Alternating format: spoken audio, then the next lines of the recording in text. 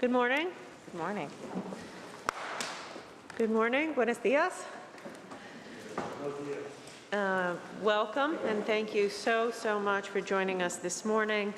It is exciting for us to be here to kick off our inaugural high-level economic dialogue, and thank you for traveling to be here in person for this important meeting.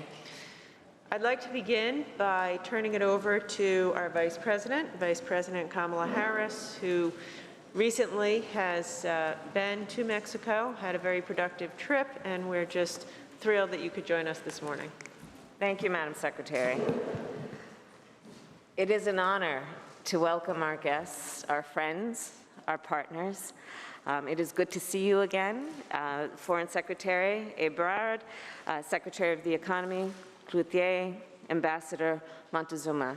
Thank you all for being here.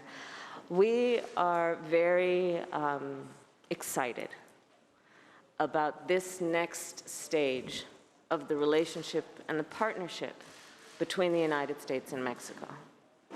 This meeting and this convening of leaders of the United States with the leaders of Mexico is a follow-up to the extensive conversations I was pleased to have with President López Obrador in Mexico City.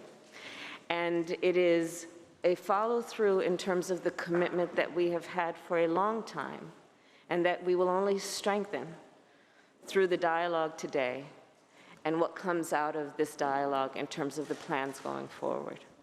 So we welcome you. We warmly welcome you. When I visited Mexico in June, President López Obrador and I discussed our shared commitment to renew the strong partnership between our nations. And we announced several of the agreements that came out of our meeting together, including this, our agreement to restart the United States-Mexico high-level economic dialogue.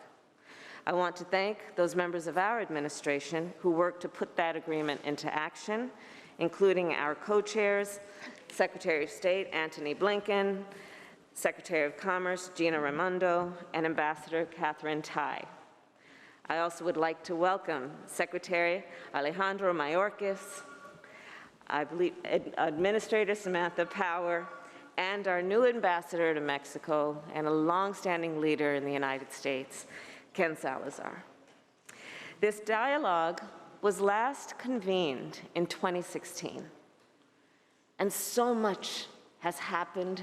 So much has changed, so many challenges have been presented, and yes, also opportunities in the intervening years. Since then, a global pandemic has undermined the stability of our global economy. Supply chains have been disrupted, and threats from climate change to cyber attacks have threatened our security, both in terms of our national security and our economic security. We know that our world is also more interconnected and more interdependent than ever before, again highlighting the importance of the partnership and the relationship between the United States and Mexico. Mexico is our closest neighbor, Canada as well, and a strategic partner and one of our most important economic relationships. Mexico's economic stability is in the interest of the United States. We talked about this in Mexico City. 18 states in the United States count Mexico as their top first or second export destination. $1 billion crosses our shared border every day in goods. All of that making clear that this high-level economic dialogue is an opportunity to deepen our ties and advance our collective goals. Together, we will strengthen supply chain resilience. Together, we will modernize our hemisphere's infrastructure through the plan the President has outlined in partnership and cooperation with our friends, Build Back Better World. We will together create an environment to attract investment and business growth, and at the same time, keep an eye on what we must do to root out corruption. We will invest in an inclusive and green development capacity. And we will create jobs for the people of southern Mexico and Central America. And President Lopez Obrador and I and the Secretary had extensive conversations about our mutual commitment to addressing the root causes of migration. And together, doing all of this work, we will ensure that women and children benefit from this growth and prosperity. Following this dialogue, I am confident that our nations will continue to work together, that our companies will continue to create jobs together, and that our people will enjoy greater prosperity and a greater quality of life. Together, the United States and Mexico will set an example for what is possible in the Western Hemisphere. So with that, again, I welcome you on behalf of the President and all of us, and I will now pass the mic to Secretary Ebrard. Again, it's good to see you again. Thank you. Thank you, Vice President Harris. A pleasure to see you and all the U.S. government delegation here. Good morning, everyone, the Mexican side, the Economy Minister, and also the Treasury Ministers are at this table, the Mexican ambassador in Washington. Well, on behalf of the President López Obrador, I will say that thank you very much for this occasion.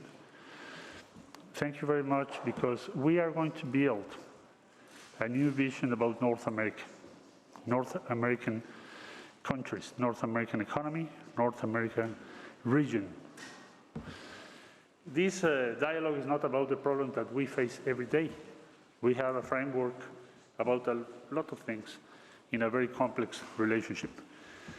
This dialogue is about vision on the future, the common vision about the region, and initiatives that we can take in the short term in order to build the future. The future starts today.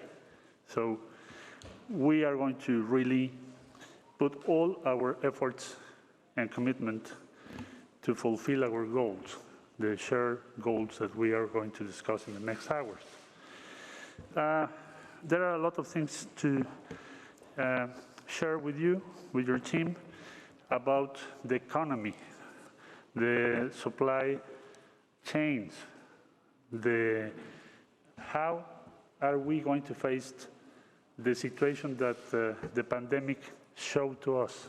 We are not well prepared in order to face in the future other crises like the pandemic, COVID-19. We can do a lot of things together in pharmaceuticals and medical equipment, semiconductors, mobility for solar or clean energy mobility in the region, and also to share with you a letter and proposal from the President of Mexico about Central America and South of Mexico in order to include all these regions, important ones, in the future of North America region as an economic, very important region of the world. So really thank you for your personal commitment, Vice President Harris. Thank you for your efforts in order to fulfill this dialogue, to start this dialogue. And from the Mexican point of view, this is going to be another stage, another time in our relationship, because we share a lot of things, but we need to put our work very hard in the short term to fulfill our goals, our vision. So thank you very much again. And best regards from President López Obrador. Thank you. And again, on behalf of President Biden and all of us, welcome.